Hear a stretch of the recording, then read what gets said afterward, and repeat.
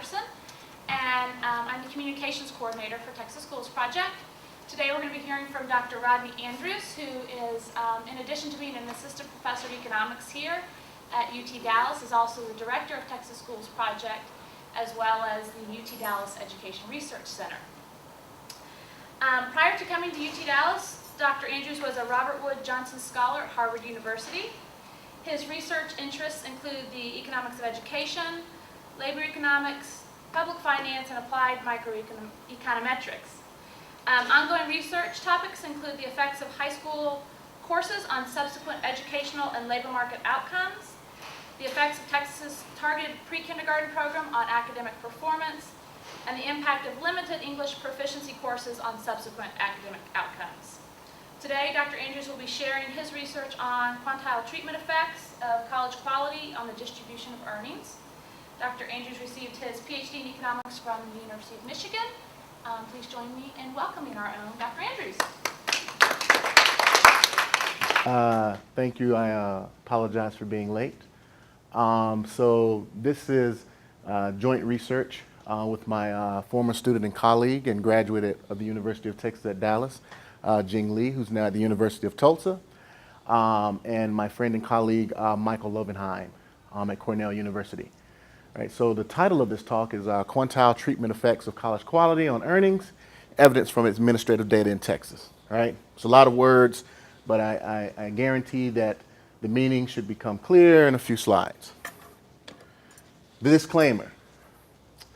The conclusions of this research do not necessarily reflect the opinions or official position of the Texas Education Agency, the Texas Higher Education Coordinating Board, or the state of Texas. You know, all errors are our own, and R does not include these entities. Okay? So here's just the basic outline of the talk. I'm going to go through the introduction and provide some motivation, discuss the data, the methodology that we bring to bear, discuss the results, and then I'll conclude.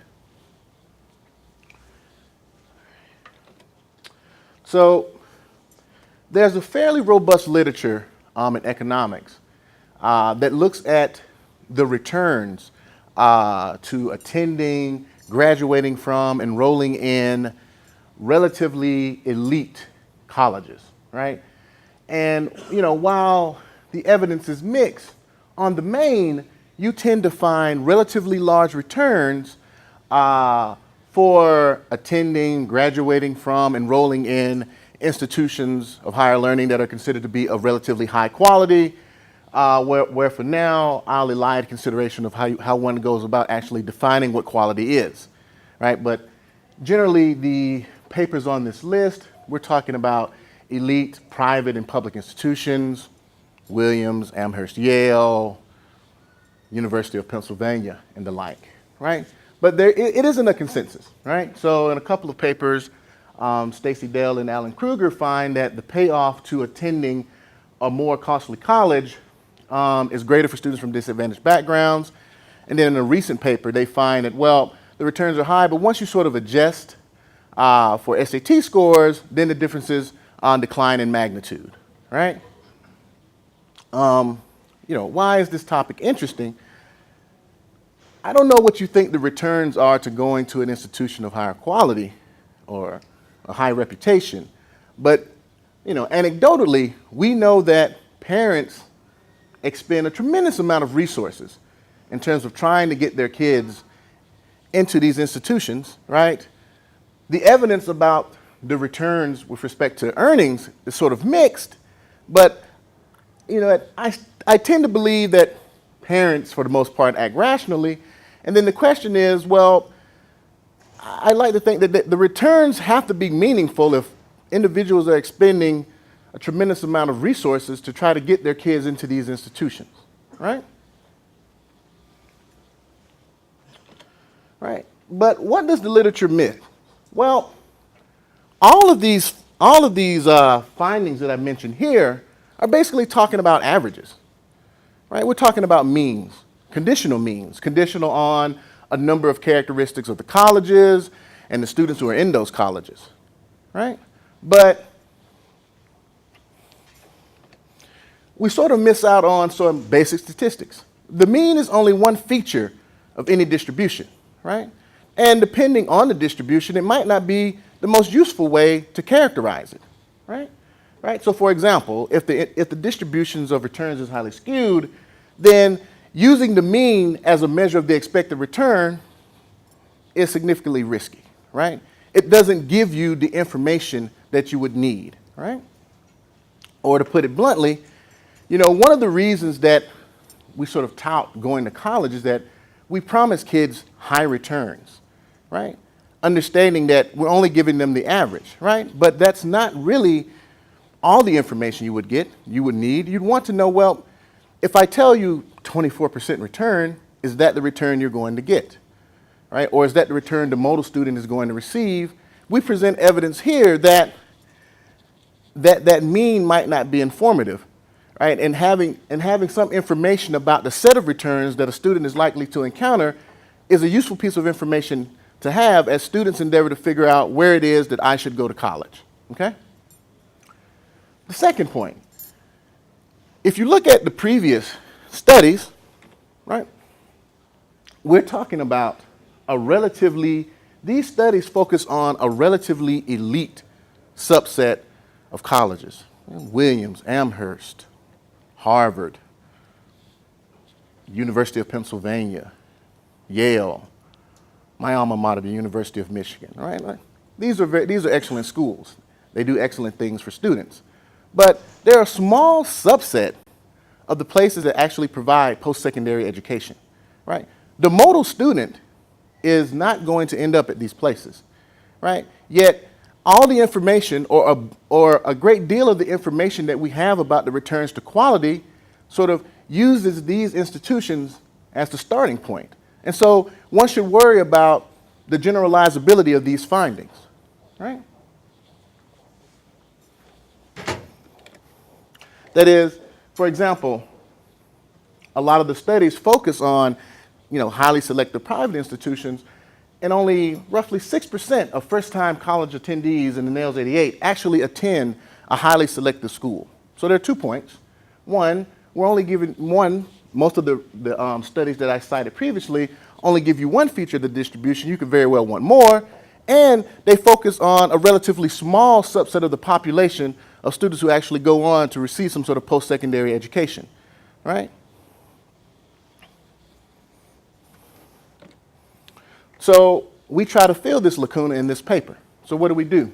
Well, we estimate the distribution of returns to college quality, right? That is, we estimate the quantile treatment effects, which I'll define later on, right? And we want to show what are the effects of college quality on the entire distribution of earnings, right? So, you know, rather than, you know, the effect at the mean, maybe we can talk about the effect at the 90th percentile, you know, at the 10th percentile. In addition, we measure college quality by sector, right? And I'd like to say that the set of institutions that we actually consider are more akin to the set of schools that a model student who's graduating from high school and thinking about getting some sort of post-secondary education is likely to consider, right? So we measure, you know, the taxonomy that we adopt in this paper is that we basically subdivide the schools into 4 categories. You know, there are the flagships, UT Austin and Texas A&M College Station, the mass of non-flagship public 4-year institutions here in Texas, for example, UTD, UT Pan American, Texas Tech, you know, TAMU Commerce, University of Texas at San Antonio. And then we also consider community colleges, Quad C, Austin Community College, Blinn and College Station, Tarrant County College, right?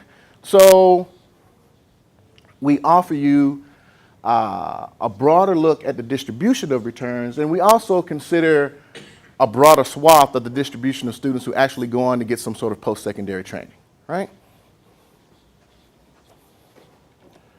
All right, so what is college quality? Well, a few of the papers in the previous literature have tried to define it as some sort of index, right? And the difficulty is, what is college? How do we define quality? Do we count quality as some summary measure about the academic ability of the students who actually attend or graduate from, or is it something inherent about the schools, right? So we want to elide this argument in this paper, right? And you can certainly argue about the taxonomy that we adopt, right? But I want to offer that there is no sort of perfect way to subdivide colleges. We do so in a way that we think is reasonable and that we can defend reasonably. But to be clear, that there are noticeable differences, right, on the observables in the 4 sectors that we actually consider in the paper. Not surprisingly, you'll see that the flagships tend to have, higher standardized test scores, spend a lot more per pupil on students, and of course, higher graduation rates, granted, right? But this is to say that, that there is some bite with the way that we choose to partition colleges in this paper, and that, there are differences in the categories that we adopt. So that the schools, the sectors that we look at are indeed different. All right, so preview of the findings, right? So given this paper once or twice, and every once in a while, it's not clear that you actually get to the findings. So in case we don't, at least you'd like you to have some idea of, well, if we would have let him finish, this is what he would have told us eventually, right? 1, mean estimates do a poor job of characterizing the returns to college quality for most students, okay? And 2, that there are large differences in the distributions of the quantile treatment effects across school type and also differences by race, ethnicity, okay?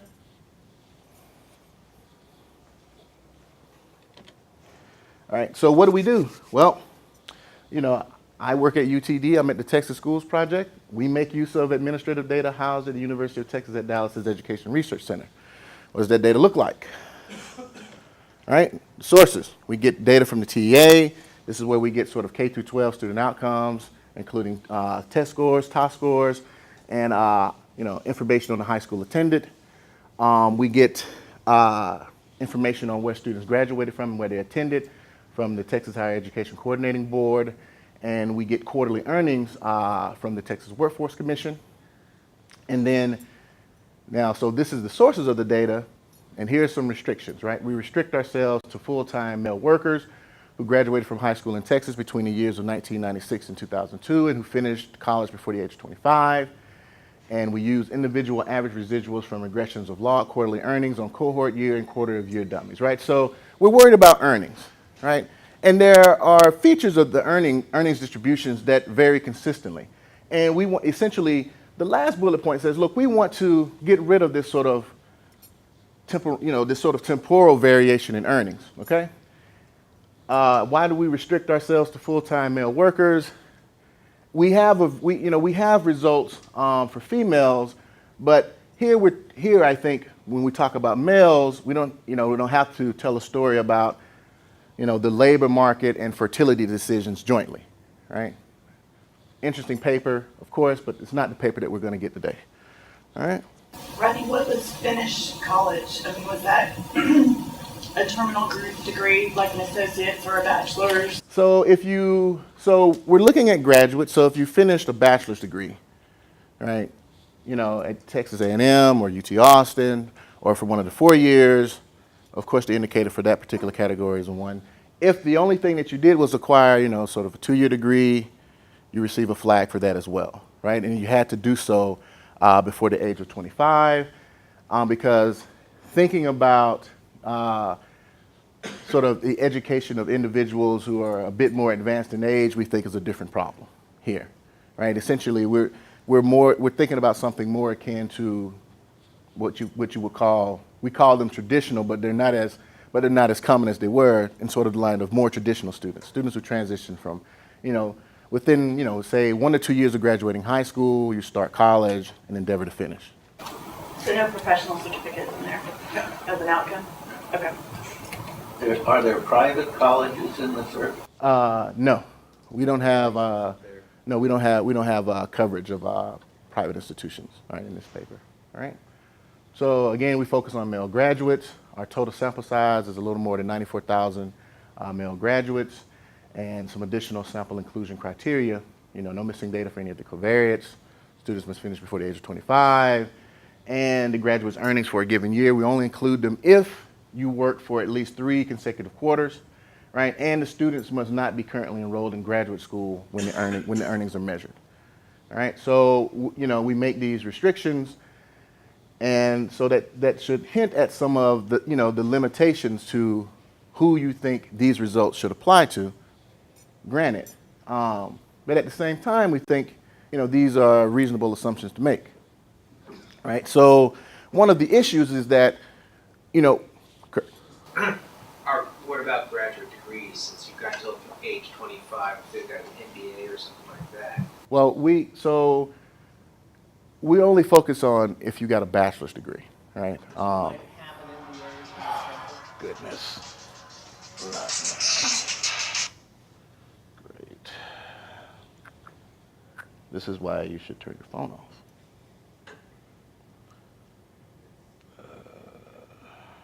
So you could have one, but we don't include it here, right? So we're only focused on the bachelor's degree. So, but I mean, you could. So someone in your sample could have an MBA. There's no flag for the MBA. No. But okay. And if they have one before the age of 25, then we pick them up, right? And that would be a special student indeed, right? All right, so another limitation of the study is that we're only able to observe your earnings, right, if you actually reside in the state of Texas, right? So you might worry that, well, Rodney, this is another possibility of your results not being as comprehensive as you would like, because I could imagine a case where the most able students selectively migrate out of the state, and this could somehow bias your earnings, right? So while there's no definitive test to say that that couldn't happen, right, when you look at the set of individuals that we ultimately include and those who we do not, they look fairly similar on the observables, right? Now, we can't say why you aren't included in the sample, but surely one of the reasons that one would see that is if you did, you finished and you migrated out of state, right? So the point of this table is to say, well, we can't totally disprove that this, the selective migration hypothesis might not limit the applicability of these findings, but at least if you look at the set of observables, for the most part, they appear to be fairly similar, right? And of course you see some, slight differences, but, given the sample restrictions that we make and all that we ask of the data, right, that, those that we ultimately include and those that we exclude appear to be similar on, measures of ability and also demographic characteristics, suggests that maybe these sample selection criteria that we impose or the selective migration hypothesis that we might not be able to say very much about might not be as damaging as one might think. Okay. Disadvantage means school lunch. Yeah, the standard free or reduced price lunch. And we'll talk some more about sort of income later on because it becomes sort of yet another test, right? So the goal is to estimate how the returns to college vary across the earnings distribution, right? And the problem that we have is, well, the central problem in causal inference applied to this particular exercise is that, look, those who graduate from higher quality schools have characteristics that lead to higher earnings. The reason why you end up graduating from the University of Texas at Austin might also be related to the reason why you get these higher earnings. And so one can't parse out the effects of the college from the effect of something about the individual that might also lead to higher earnings, right? So our solution, not the solution, right, is to attempt to control for selection using the detailed academic and background characteristics of students that we have in our data, right? Right, so our methodology, right? So I want you to think of what we're going to do as basically the Oaxaca blinder decomposition for the features of the distribution other than the mean, and I want to sort of cast the Oaxaca blinder decomposition in the language of the treatment effect literature, right? So essentially, in the classic Oaxaca blinder, there's a set of, there's a part of the variation that you try to explain, And then there's the unexplained portion of the variation. The key is, what do you actually think that unexplained variation represents, okay? For us, sort of this unexplained variation we want to claim represents the effect of treatment of graduating from a particular sector of a particular type of institution, right? So, you know, numerous papers, of course, there's sort of the seminal Warhawk and Blinder pieces in 1973, right? We borrow heavily from Donato, Forte, and Lemieux in 1996 in the econometrical paper, where you essentially want to sort of see how the minimum wage has affected the distribution of earnings over time, and you worry about, well, you know, the characteristics of the individuals who are actually working and generating earnings differ over time, and you want to try to account for that, and then cast any sort of unexplained variation, you know, as the effect of the policy that you're interested in, right? And more recently, you know, this literature has been expanded by Sergio Firpo in a paper published in Econometrica in 2007, and then, you know, various orderings of Firpo, Forte, and Lemieux 2009, and Forte, Lemieux, and Firpo 2010, where they discuss, you know, this methodology in detail, okay? So it's just the basics. Think Warhawk-Blinder decomposition for the entire distribution, okay? All right, so what we ultimately want to estimate is the quantile treatment effect on the treated for quantile T, right? So if you're familiar with conditional quantile regressions, in some ways they can be sort of difficult to understand, right? The beauty of ordinary least squares is that, you know, the effect of a particular covariate on the conditional mean also is the effect of that covariate, you know, on the unconditional mean, right? You know, this property doesn't carry over, right, when you talk about conditional sort of quantiles. So we're not doing conditional quantile regressions here, right? We're actually talking about, you know, the unconditional quantiles, okay? So the quantile treatment effect on the treated, which is what we estimate, right, can be thought of as the difference, right, between the CDF for the set of individuals who receive treatment denoted with T equals 1 at a particular quantile tau, and the analogous position in the distribution of earnings for, and this should be 0, for an individual at the same quantile tau, but with T equals 0, right? So essentially, we're looking at the vertical difference between two inverse earning CDFs, right? Where this is the one that received treatment, and this is the one that didn't, right? So the inference problem is here, right? We can actually go out and compute this, right? That's essentially, if you're interested in trying to say, well, you know, what is the distribution? If you think being treated means going to UT Austin, and you're interested in what the distribution of earnings looks like at UT Austin, you can go out and actually compute that, right? What you can't compute is, well, you know, what would that distribution have looked like had that student not graduated from the University of Texas at Austin, right? It's the fundamental problem in causal inference. That is, I can't observe an individual in two states of the world, right? So I need to make some assumptions that will allow me to generate a plausible quantity to represent this thing that is not observed, okay? It must have gone by me. What's a CDF?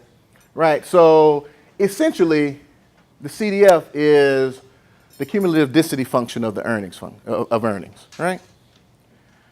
And the quantile treatment effect is just the vertical difference between these two inverse CDFs, right? So at the end of the day, when we finally get to the results, they're going to look like a bunch of pictures, right? Pictures are good, right?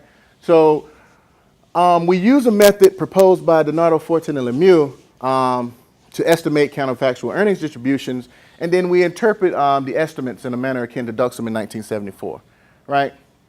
So what's the procedure, right?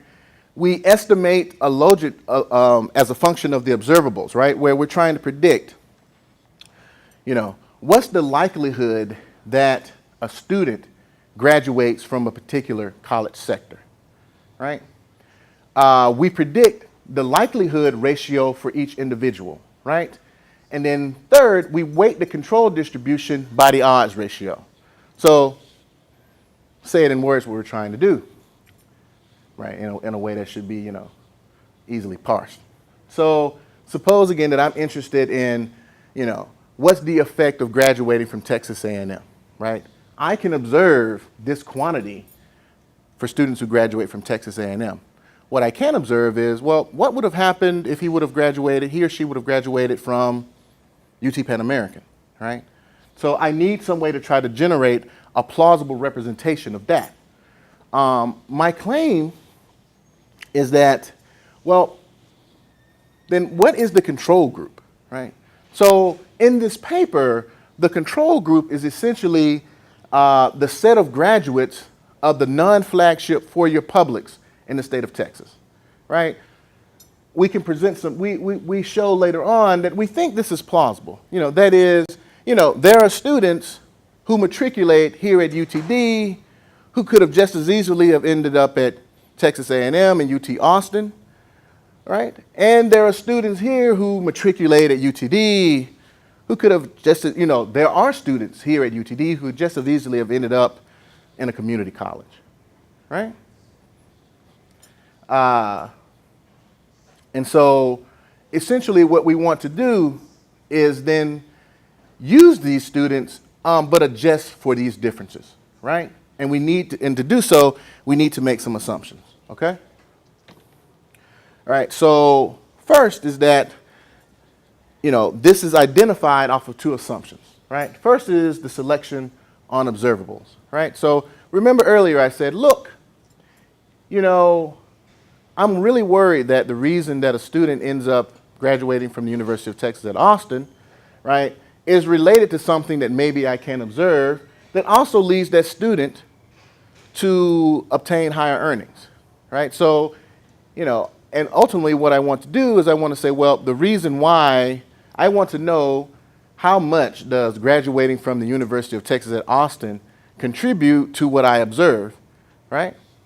The problem is that, I'm unable to parse this thing that I can observe that likely affects earnings from the fact that a student graduated from UT Austin, which also affects earnings, right? So a selection on observables argument says, well, look, essentially I want to say this. I want to control for the likelihood that a particular student or a group of students graduate from the University of Texas at Austin, right?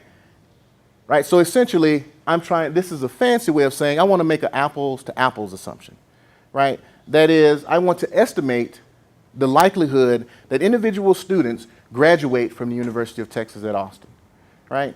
And then essentially, I want to compare students who are alike with respect to the likelihood of graduating from the University of Texas at Austin, right? So then your question will be, well, what do you know about the student, right? Because in order for that assumption to be tenable, then I have to believe that, once you've attempted to control for selection, then there's something unobserved and assumed to be unrelated to whether or not a student receives higher earnings that sort of cajoles one student to go, students who are similar on the observables, there has to be something that cajoles one student to graduate from UT Austin and one to graduate from UTD, all right?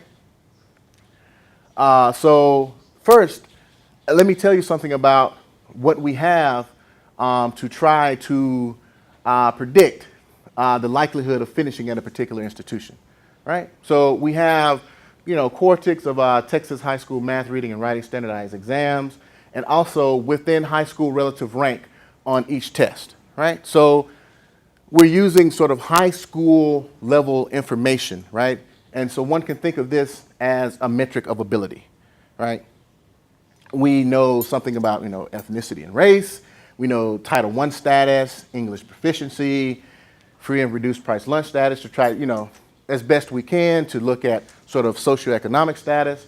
We know whether or not the student enrolled in a gifted program, they received some sort of special education, whether they opted for career and technology courses, whether the student had a college plan, and whether the student was at risk, right?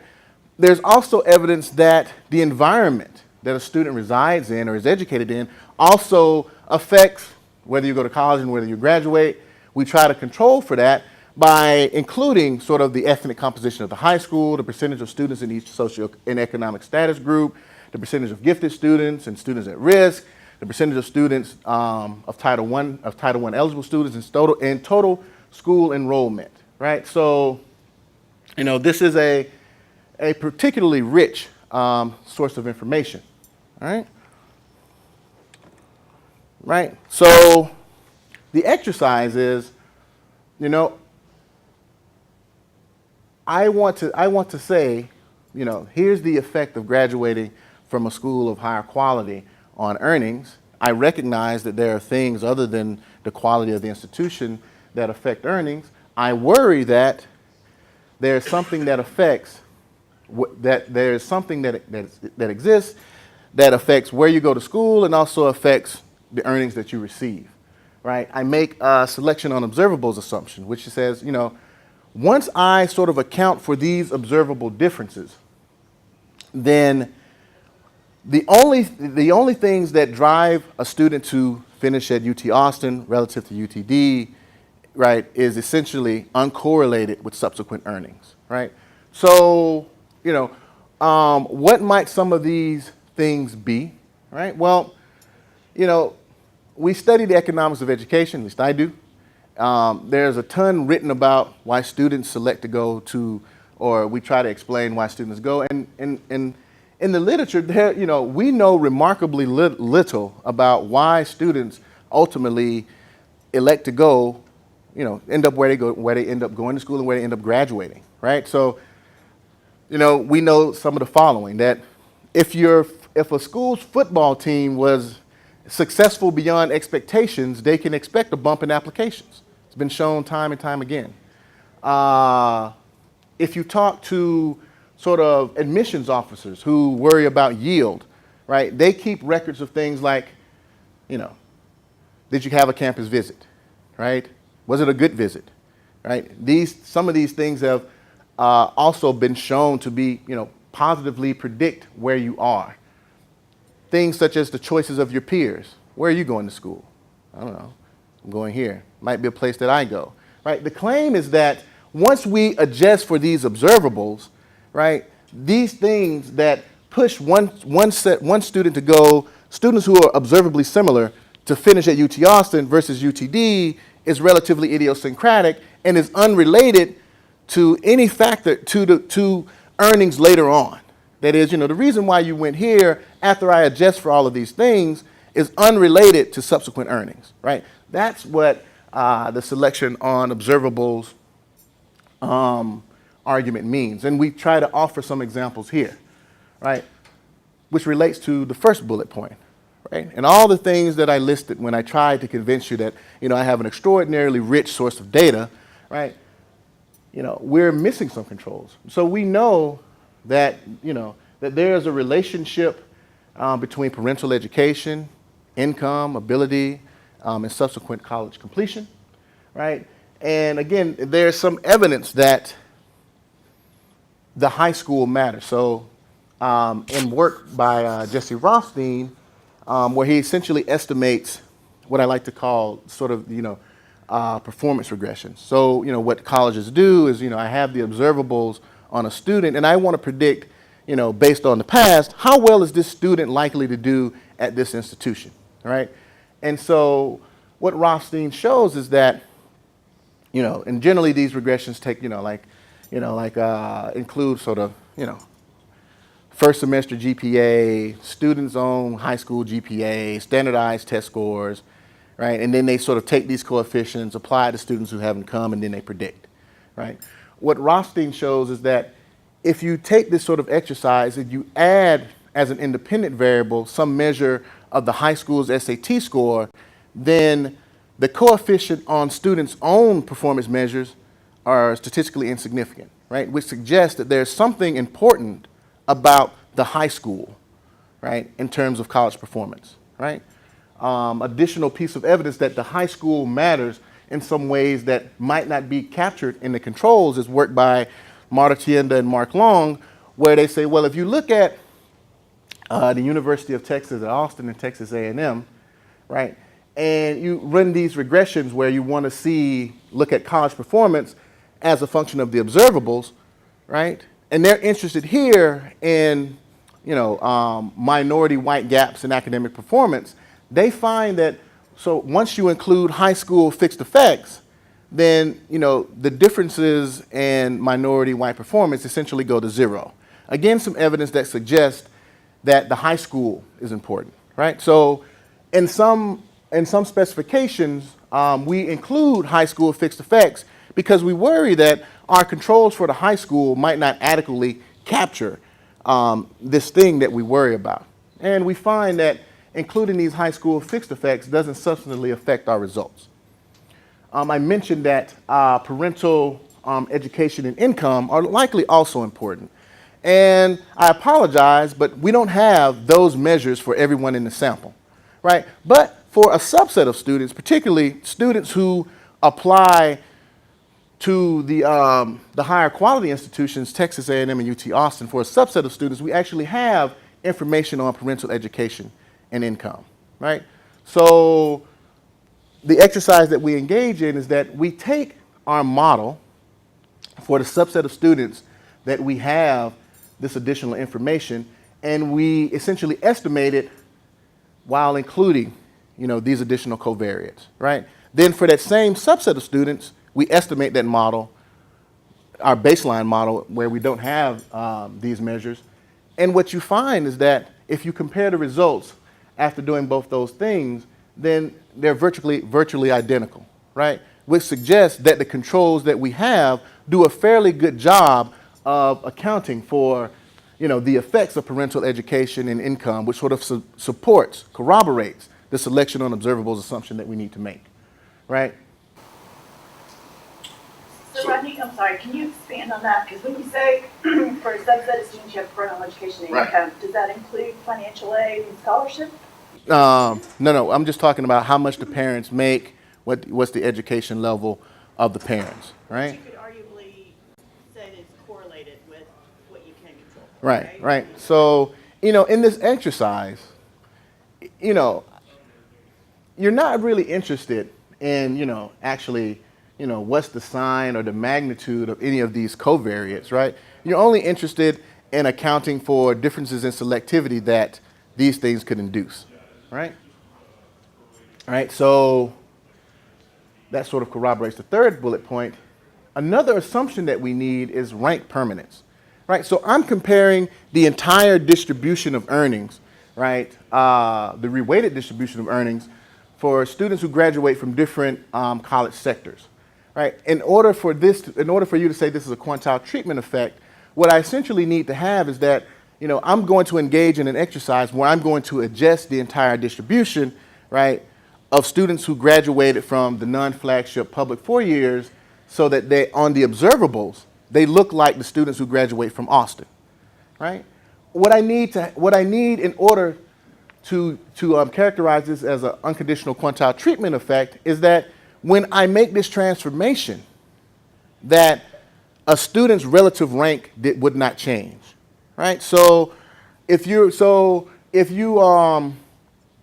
are in the 90th percentile, when I reweight the distribution such so that on the observables they appear similar to students who graduate from UT Austin, then your relative rank in that reweighted distribution does not change. If you are in the 90th percentile before I reweight, right, I need to assume that you will remain in the 90th percentile after you reweight, right? Now, absent that, right, I still have something interesting to say because then if this assumption does not hold, then what I present to you is still the effect on the marginal distribution, which is of policy relevance, right? So even if you don't buy this last assumption, what I show you is still of policy relevance, right? But to characterize this as a quantile treatment effect, I need for this relative rank assumption to hold, this rank permanence. That is, as I transform the distribution, as I reweight it, that an individual's rank, relative rank in the distribution doesn't change after I've made this transformation, okay? All right, so, essentially I take this wonderfully rich set of covariates and I reduce it to a univariate measure of similarity, right? So here, I'm predicting the likelihood of graduating from the University of Texas at Austin, right? And so these propensity scores represent these probabilities, right? And so what I want to show you here is that where these are individuals at UT Austin, and the green individuals are students who actually graduate from other four-year publics, and this is the predicted probability of actually graduating from the University of Texas at Austin, right? The point of this graph is to show you that I can make an apples-to-apples assumption, right? That is, if you buy that the propensity score sort of represents this notion of, an index of similarity, then there are indeed students, who are similar in all of these various classifications, right? Right, so this is actually, so these represent sort of the predicted probability of actually graduating. So here, the model would say that, we predict the likelihood of a student based on the observables that we have to graduate from UT Austin is 0.4, right? But you've got 2031. Right, so these are the actual numbers of students, right, in each of these bins, right? So, it's common, right, to show sort of, like the kernel density representation of this, right? But what that doesn't, so while it sort of shows you shape and density, right? For us, we actually want to show you that there are bodies there, right? So this is sort of a way to actually sort of,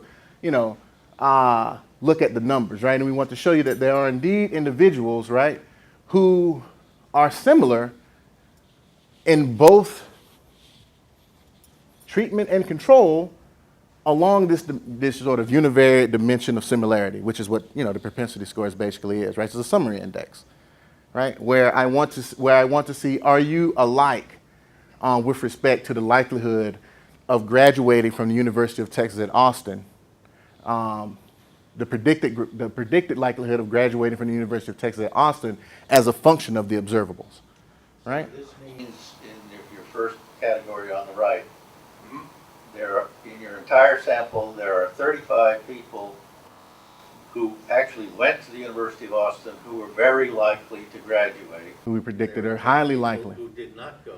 Who were predicted to be highly likely to graduate. Yeah, okay. Right.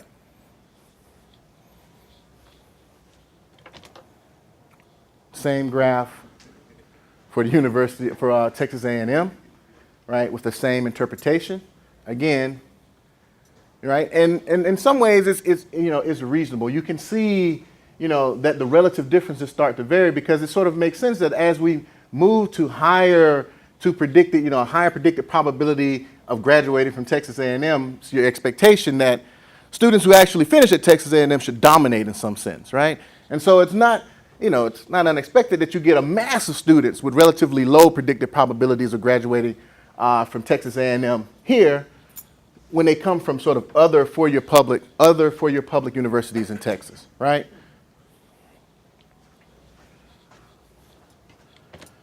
The same thing for community colleges, right?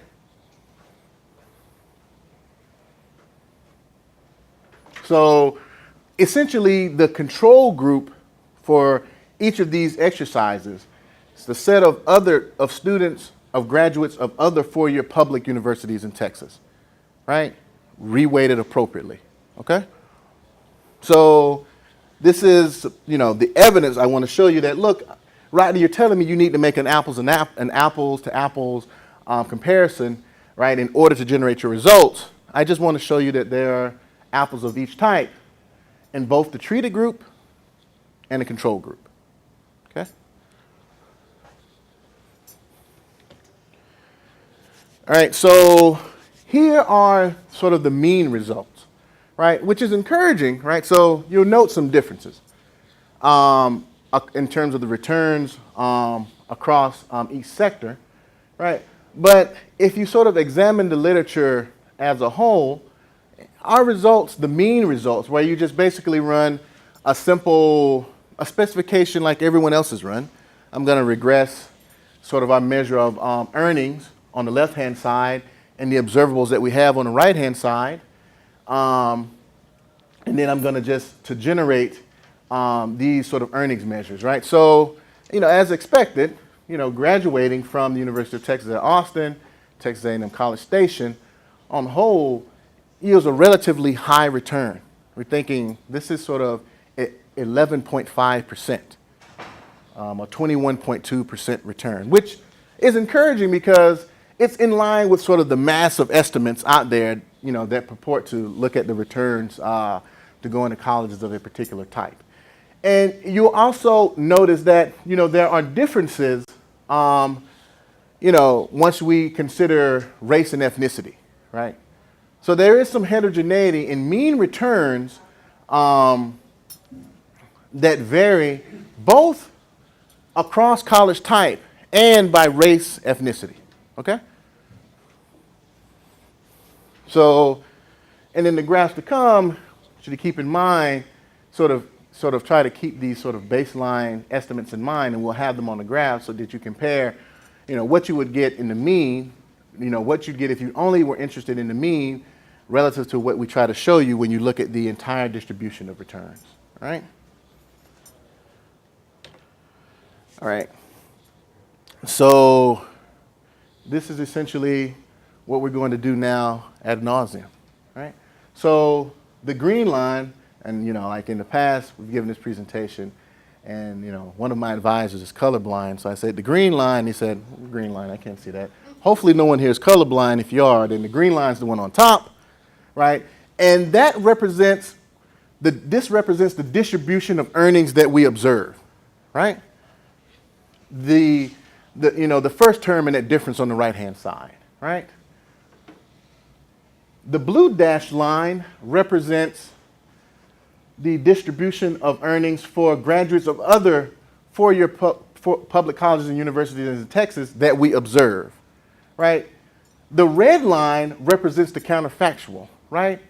It's the distribution of earnings that one would get after you reweight this distribution such that the aggregate vector of characteristics for students who graduate from UT Austin and for students who graduated when you reweight this, right, essentially, to get it right, once you reweight this, the aggregate vector of characteristics for students who graduate from other four-year publics are the same as the aggregate vector of characteristics for students who graduate from UT Austin, right? So essentially, think in terms of the Oaxaca-Blinder decomposition. I'm essentially changing the observables, but I'm holding the returns to those characteristics constant, right? This represents that. And then the treatment effect for us is merely the vertical difference between the green line and the red dashed line, right?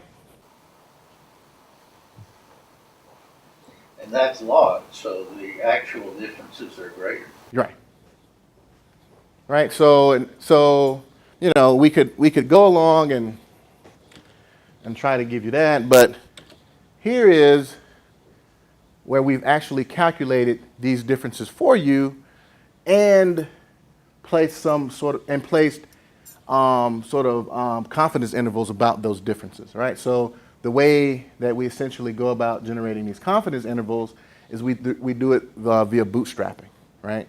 That is, we essentially take our model, perturb the sample to get 250 samples, run these estimates, basically run our model 250 times, take the estimate of the new estimate, we get 250 differences. We take the one that's at the 97.5, 2.5, and we call that the confidence interval, right? So we replace econometric elegance with brute force and computing power, right? And so, you know, what you see is that, right, note that the mean is about 11.5, which is around here, right? And what this suggests is that about, you know, there's a tremendous amount of heterogeneity in the distribution of earnings, right? So we get a low of approximately 4 to 5% and a high that exceeds 30%, right? And the majority of these estimates are, you know, significantly different from zero, right? So the issue is then, what we want you to, the takeaway point is, if you buy these assumptions, right? Okay. If you buy these assumptions, then the mean would keep you here, but we demonstrate that there's significant heterogeneity about the mean, right? Similar for Texas A&M, right? What we observe, right? The reweighted difference for your viewing pleasure. The differences, right? So the returns for finishing at Texas A&M are extraordinarily high, right? And they're significantly different from zero everywhere. And you'll notice that they're a lot flatter. The distribution of returns is a lot flatter for Texas A&M relative to the University of Texas at Austin, right? So you have questions. How much time can I? You're at 11, so you probably another 5 or 10 minutes. That's cool. All right. So it's remarkably flat, right? But consistently high throughout, right? So give this at Texas A&M, the Aggies go yay. And your questions might be about, well, why? We'll try to get to that, but you know, this isn't a paper about why, this is a paper about what. I want to show you some plausible facts, and then we can bring the tools of theory to try to figure out, right? So if you buy that these are real, the next step is to figure out, well, why do you get what you get, right? And we think that we show you something that you don't see sort of in the extant literature, right? So why do the results differ?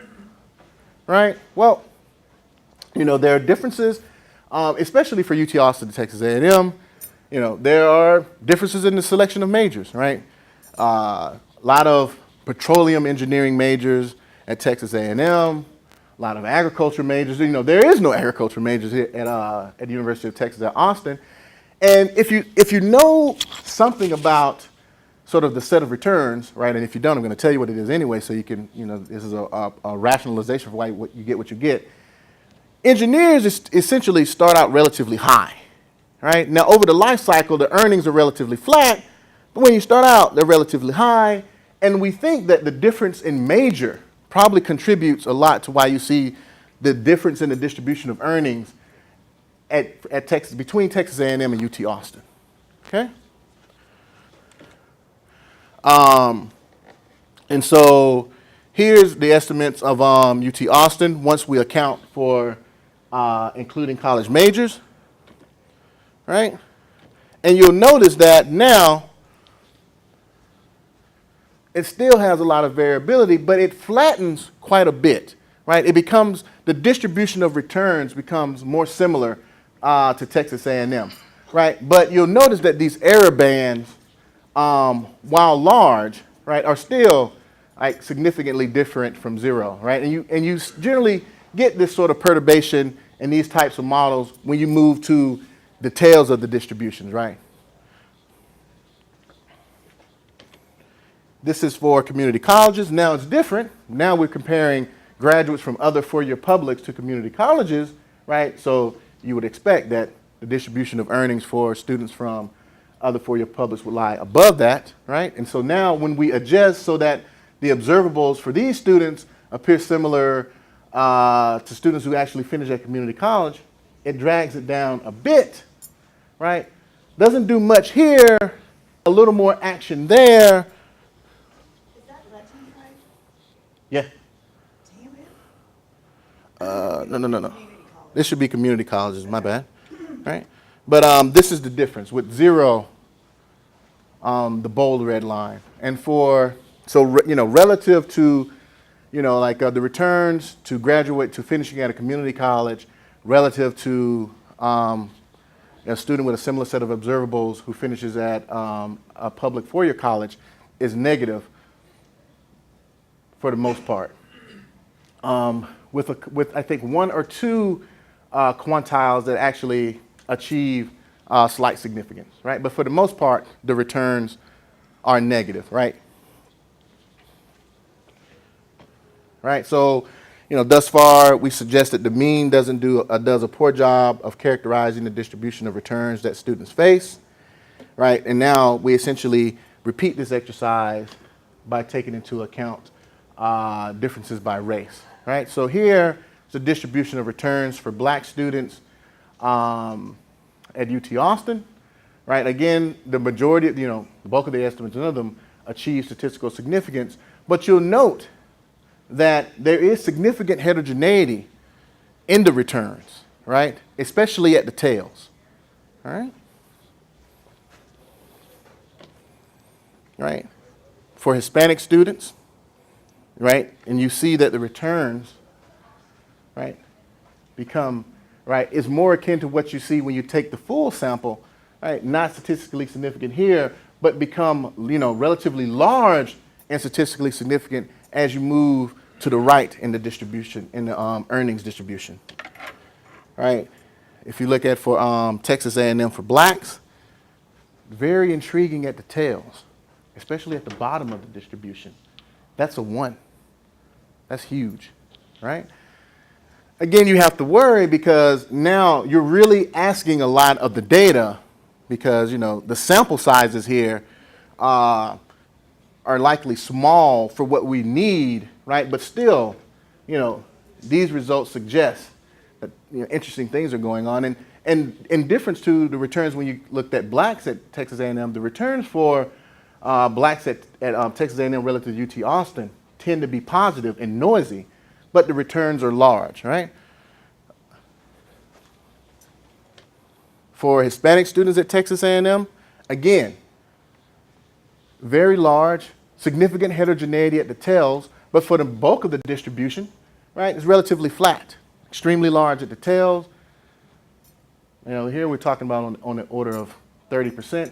These are fairly large returns that we're talking about here. And, the case we want to make is that it demonstrates significant heterogeneity.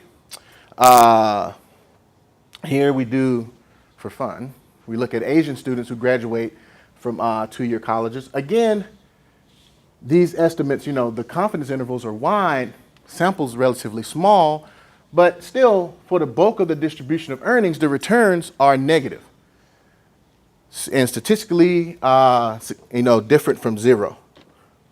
For blacks who finish who graduate from finish at 2 years relative to blacks who finish at 4 years with similar observables, again, right, the returns are mainly negative. Confidence intervals are large. You see some positive returns at the far right of the distribution, right? Similar phenomenon for Hispanics, where the bulk of the returns are negative. Again, keep in mind that we're talking about relative to 4-year graduates from community colleges who have been reweighted such that that aggregate vector of observables is similar to students who finish at community colleges, right? So some of our robustness checks, and I'll be very quick. We have our baseline estimates. The blue dash include high school fixed effects. What we call sort of our background sample, right? And that's the one where we have additional information on students on parental income and education, right? So here's the background sample. Here's the estimates for the background sample with the controls. If you worry that, Rodney, you're getting something about graduates is really, and that's doing something, well, we do the same thing for attendees. And because we're still talking about students who are relatively young and we know that the path of earnings is relatively steep, you might be picking that up, we look at students who graduate relatively early in our sample. And what I want you to take away is these earnings look remarkably similar. No matter what we do, how we alter the sample, how we beat it up, we still tell a consistent story, is similar for Texas A&M, right? Right, which suggests that, that our assumptions that we made, with our baseline sample aren't ridiculous, right? The returns are high, and, and we didn't include confidence intervals because if we did, the graph would be, you couldn't parse it, right? Now, you do get some differences, right, with the robustness checks with respect to community colleges, right, and that's to be expected as we're dealing with a fairly heterogeneous sample here, but still, for the most part, no matter what we do to the sample, the additional assumptions that we make, on the main, our estimates tell a similar story, right? That there is significant heterogeneity about the mean, right? So our conclusion, look, mean estimates do a poor job of characterizing the returns to college quality for most students, right? And just look at the entire distribution of returns and you see a great deal of heterogeneity, right? That there are large differences in the distribution of quantile treatment effects returns across school types and by race and ethnicity. Third bullet point is why. And I've said that this is not a paper about why, this is a paper about what. But if you think that our assumptions are plausible, then this suggests that we need to look beyond the mean, right, in order to explore and to tell a full story about what does it mean to go to college and what do you get when you actually go, attend, and graduate from college, right? And I think, look, we want to say that this is a good investment decision. Well, I think this is some of the information that students and parents need when you want to think about making that costly investment and determining where you should go and where you should park your dollars in terms of what you're trying to make sure that you're doing the best thing that you can for your kids. That's all I have.